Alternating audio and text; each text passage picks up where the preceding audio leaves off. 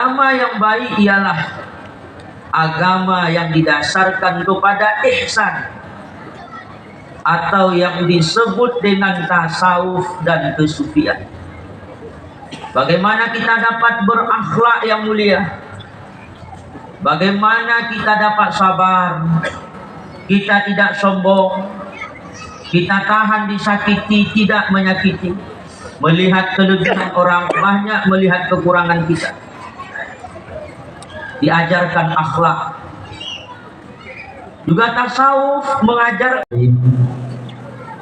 Assalamualaikum warahmatullahi wabarakatuh. Waalaikumsalam. Alhamdulillahi wa kafa. Wassalatu wassalamu ala sayyidina Muhammadin istafa wa ala alihi wa sahbihi man ittaba'al huda, amma ba'du. Yang sama-sama kita cintai, yang kita muliakan, Wali Agama Nagro Aceh, Qadhi Malikul Adil, Murabbina wa mursyidina al-arif billah, Abuya beserta Inya, Umi, dan seluruh keluarga Abuya. Semoga diberikan kesehatan oleh Allah, panjang umur, dan dimudahkan segala perjuangannya. Yang kami hormati pimpinan Pondok Pesantren Darul Hasanah serta seluruh keluarga besar, pengurus yayasan, para alumni, para dewan guru, dan juga yang kami hormati Bapak PJ Bupati atau yang mewakili, dan seluruh unsur Forkopimda Musbika Kecamatan Singkil, Ketua Umum Majelis Pengkajian Tauhid Tasawuf Abi Sahal, dan seluruh para abu-abu muda, para pimpinan-pimpinan pesantren, para kepala desa, para imam ci, imam mukim, seluruh tokoh-tokoh masyarakat, tokoh adat, tokoh agama, cerdik pandai, hadirin hadirat yang dirahmati Allah, dan juga para wali-wali Nagro, mulai dari Alubili yang berhadir dari Abdiyah Aceh Selatan, terkhusus Wali Nagro Aceh Singkil. Pada kesempatan ini Abuya memberikan sebuah judul kepada kami, yaitu apa kegunaan pesantren. Hadirin yang dirahmati Allah, sebagaimana yang kita maklumi, Allah menurunkan kepada kita Al-Quran. Allah mengutus kepada kita Rasul yang diwariskan kepada para ulama-ulama yang saleh. Untuk apa? Tidak lain adalah untuk supaya kita dapat beragama yang baik. Agama yang baik inilah yang menjadi satu-satunya jalan untuk mencapai kebahagiaan hidup, baik hidup dunia maupun akhirat. Tidak ada jalan lain selain beragama yang baik. Oleh karena itu, diadakanlah pesantren.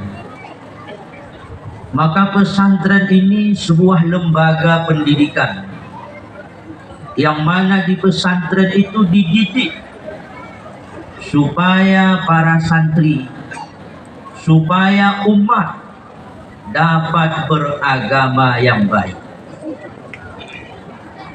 Bagaimana agama yang baik? Inilah yang selalu disampaikan oleh Abuya kita, bahwa agama yang baik itu adalah agama yang didasarkan kepada iman, akidah. Di pesantren ini kita diajarkan mengenai akidah, diajarkan kepada kita mengenai keimanan, bagaimana kita dapat berakidah, mengamalkan akidah dengan baik, akidah yang didasarkan kepada ahlu sunnah wal jamaah. Itu dididik di pesantren, belajar iman, mengamalkan akidah.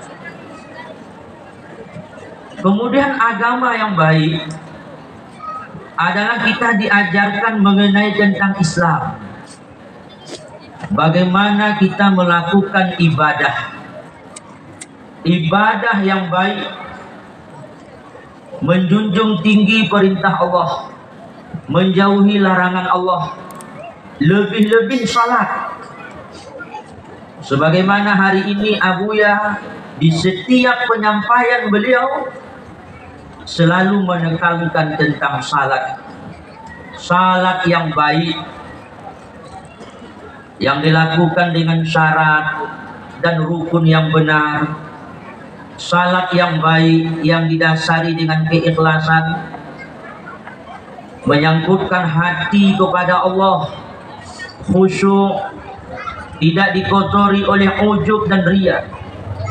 Di pesantren ini dididik kita untuk beribadah, dididik kita untuk beramal yang baik, dididik kita untuk bermuamalah yang baik, supaya yang haram kita tahu kita tinggalkan, yang baik kita tahu kita lakukan. Kemudian juga agarkan kepada ihsan, atau yang disebut dengan tasawuf dan kesufian. Bagaimana kita dapat berakhlak yang mulia, bagaimana kita dapat sabar, kita tidak sombong, kita tahan disakiti, tidak menyakiti, melihat kelebihan orang, banyak melihat kekurangan kita. Diajarkan akhlak. Juga tasawuf mengajarkan kepada kita bagaimana kita menyangkutkan hati kepada Allah, atau yang disebut dengan tarekat, supaya berjalan hati kita untuk hudur di hadapan Allah, agar kita tidak lupa kepada Allah, agar hilang cinta dunia di dalam batin. Diajarkan tarekat, diajarkan zikir, diajarkan tawajuh, diajarkan suluk. Itu tarekat. Yang mana juga ihsan itu adalah kesufian, atau yang disebut dengan hakikat dan ma'rifat.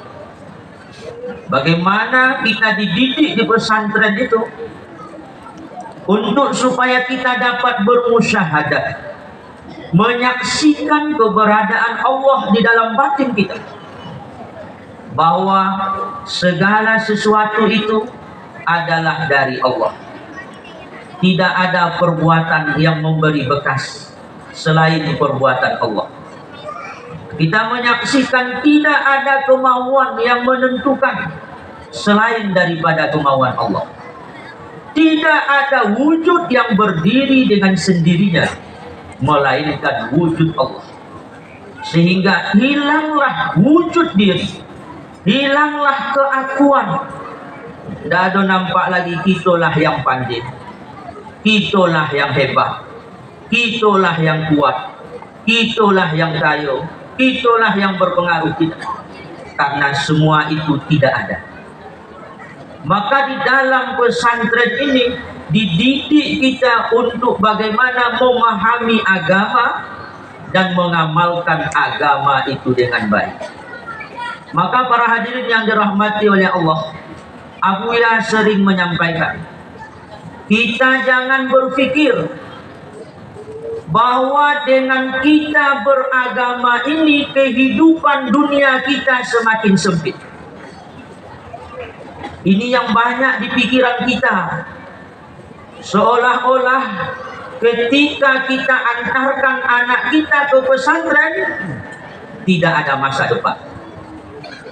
Ketika kita antarkan anak kita ke pesantren, sulit hidup, rizkinya sempit.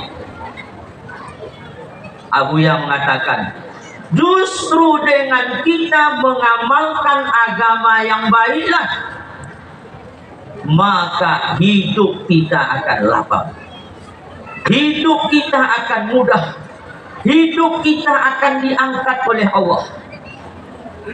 Saya teringat pesan Abuya. Apa kata Abuya? Yakinlah kamu dengan firman Allah Subhanahu wa ta'ala, yarfa'illahu alladzina amanu minkum. Allah akan angkat derajat orang-orang yang imannya baik. Walladzina utul ilma darajat, dan orang-orang yang berilmu, orang-orang yang bukan hanya berilmu tapi mengamalkan ilmunya, tapi menetapkan pengamalan itu. Dan contoh yang paling besar hari ini, ibu-ibu, inilah Abuya yang ada di hadapan kita. Abuya ini lahir dari pesantren. Abuya tidak S1, Abuya tidak S2, Abuya tidak profesor, Abuya tidak doktor. Tapi apa yang Abuya jalani dalam hidup ini tidak lain adalah di samping beliau mencari ilmu, mengamalkan ilmu, menetapkan ilmu, merasakan ilmu. Inilah dengan ajaran tasawuf kesufian yang beliau katakan. Saya dulu, kata Abuya, sebelum saya bertauhid tasawuf, saya ini orang pesantren, saya ini ulama tungku, memimpin pesantren besar Darussalam. Tapi saya terpuruk. Namun ketika saya berkhidmat pada ilmu tasawuf dan kesufian ini, saya terangkat. Nah, inilah yang menjadi kekurangan pesantren hari ini. Di pesantren hanya diajarkan mengenai iman, akidah. Di pesantren hanya diajarkan mengenai Islam, hukum syara. Tapi mereka lupa kepada rukun agama yang ketiga, yaitu ihsan. Maka kita lihat banyak pelajar-pelajar pesantren justru dengan ilmu pesantren itu sendiri dia nggak yakin. Kenapa? Tidak ada ihsan. Ini contoh Bapak Ibu, hadir malam ini di hadapan kita guru kita Abun Ar-Raji, yang tidak asing lagi di Singkil ini. Apa kata Abuya? Abun Ar-Raji ini orang paling kaya di Labuhan Haji. Beliau gajinya hampir 80 juta sebulan itu. Apa yang beliau lakukan? Tidak lain adalah berkhidmat kepada agama ini. Makanya kalau kita hidup ini, yang kita urus adalah agama, maka kehidupan kita diurus oleh Allah. Kalau bahasa Acehnya, nyota petimang agama, Allah petimang kan. Kalau agama yang kita jalani dalam hidup ini dengan baik, Allah akan urus kita. Ini yang diajarkan, yang ditanamkan oleh Abuya. Sehingga kita lihat Abuya hari ini, Bapak Ibu yang dirahmati Allah, hari ini oleh pimpinan tertinggi Aceh, Wali Nangro Aceh, telah menyatakan, telah menunjuk Abuya hari ini sebagai wali agama Aceh. Wali agama Aceh. Itu nanti naikkan spanduk itu di kota Singkil itu. Abuya Syekh Haji Amran Wali Al-Khalidi adalah wali agama Aceh. Kemudian datang lagi seluruh raja yang ada di Aceh, mulai dari Aceh Tamiang sampai Singkil, datang kepada Abuya. Apa mereka katakan kepada Abuya? Kalau dulu pada masa Iskandar muda ada seorang ulama yang bernama Syekh Abdul Rauf As-Singkili yang bergelar dengan Qadhi Malikul Adil. Hari ini Qadhi Malikul Adil itu adalah Abuya. Apalagi ibu-ibu, betul seperti yang dikatakan Abu Muda tadi. Guru kita Allah yarham telah berpulang ke rahmatullah. Tapi saya ada sebuah pemikiran, bisa benar bisa salah. Abuya kita almarhum, beliau sangat kenal betul terhadap semua anak-anak Abuya Mudawali.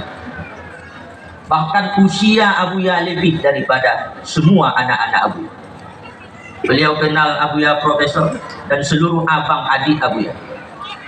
Tetapi kenapa beliau jatuhkan pilihan untuk mentarbiyah ruhani beliau kepada Abuya? Bukankah pada waktu itu masih hidup abang-abang Abuya? Bukankah waktu itu masih hidup adik-adik Abuya yang sudah tersohor menjadi ulama besar? Tetapi kenapa untuk mentarbiyah ruhani Abuya menjatuhkan kepada guru kita? Kenapa? Karena beliau melihat ada sesuatu pada diri Abuya yang tidak ada pada yang lain. Senada dengan apa yang disampaikan oleh Nabi kepada para sahabat. Wahai para sahabat, Abu Bakar ini lebih daripada kalian. Seandainya iman Abu Bakar ditimbang dengan iman seluruh manusia selain Nabi, sungguh masih lebih berat iman Abu Bakar. Kenapa? Lebihkah salatnya? Tidak. Tapi walakin, karena ada sesuatu yang tertancap di dalam dada Abu Bakar. Itulah ma'rifat. Dan ma'rifat ini hari ini ada di dada guru kita. Demikian, mudah-mudahan kita mendoakan pesantren Darul Hasanah ini ke depan betul-betul menjadi pesantren yang bermanfaat untuk kita semua. Amin ya rabbal alamin. Assalamualaikum warahmatullahi wabarakatuh.